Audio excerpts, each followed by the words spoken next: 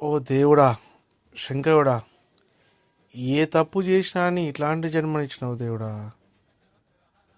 ఎప్పుడు ఏ రోజు ఏదో కష్టం. ఇంత మంచిగా బతుకుదామన్నా ఎవడో ఒకడు నన్ను ఇబ్బంది పెడుతూనే ఉంటాడు. ఎందుకు దేవుడా ఇంత మంచిగా ఉన్న ఈ జీవితంలో ఎదుటోడు మంచిగా ఉండాలని నేను అనుకోవడం తప్ప, వాడు మంచిగా లేకున్నా నాకు సంబంధం లేదు. కాకపోతే నన్ను ఎందుకు ఏడిపిస్తున్నావు ఇట్లా? నన్ను ఎందుకు బాధ పెడుతున్నారు? నేను అడిగినంత చేస్తున్నా అందరికీ, ఏం కావాలంటే చేస్తున్నా. ఇంకా కావాలి, ఇంకా అని ఎందుకు ఇబ్బంది పెడుతున్నాను నన్ను?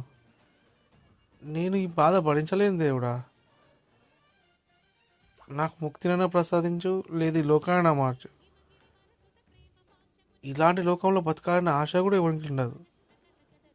ఇంత కుళ్ళు కుతంత్రము, ఇంత ఒక పనికి ఒకరికి కొంచెం పైసలు ఇస్తే వాడు ఆ పని అయ్యేవాడికి 100 సార్లు పైసలు అడుగుతాడా?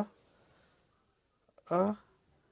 మనం ఒకరితో ఫ్రెండ్షిప్ చేసినా, ఒకరితో బయటికి వెళ్ళినా ఎందుకు ఎందుకు వెళ్తాం? నమ్మకం మీదే కదా. వాడు మోసం చేస్తాడని కాదు, వాడు మనం ఇబ్బంది పెడతాడని కాదు. ఎవరికన్నా ఏదైనా పని చెప్తే పైసా మీదే పని అవుతుంది.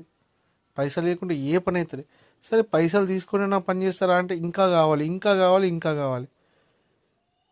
ఇలాంటి లోకం సృష్టించిన దేవుడా. ఈ లోకమే ఇట్లుందా? కలికాలం అని అందుకే అంటాడు. శంకరా, కాపాడయ్యా. నువ్వు కాపాడుతావని 1000 కళ్ళతో చూస్తున్నా. నా దగ్గర వేరే ఆప్షన్ లేదు. నువ్వే నాకు ఆప్షన్. చూసే కరెక్ట్ ఆన్సర్లు నువ్వే. అన్ని 1 to 4 ఆప్షన్స్ అన్నీ ఏబిసిడి.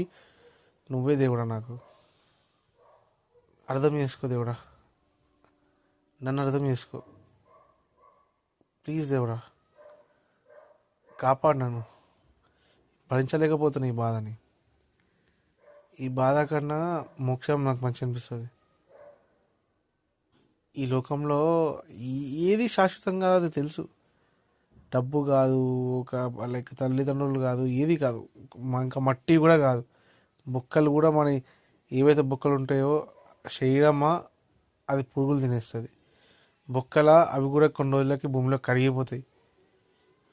ఏది శాశ్వతం కాదు. ఈ భూమి వచ్చిన ఎట్లయితే ఆత్మ వచ్చిందో అట్లనే వెళ్ళిపోతుంది. దా దేనికోసం ఇదంతా తెలియదు.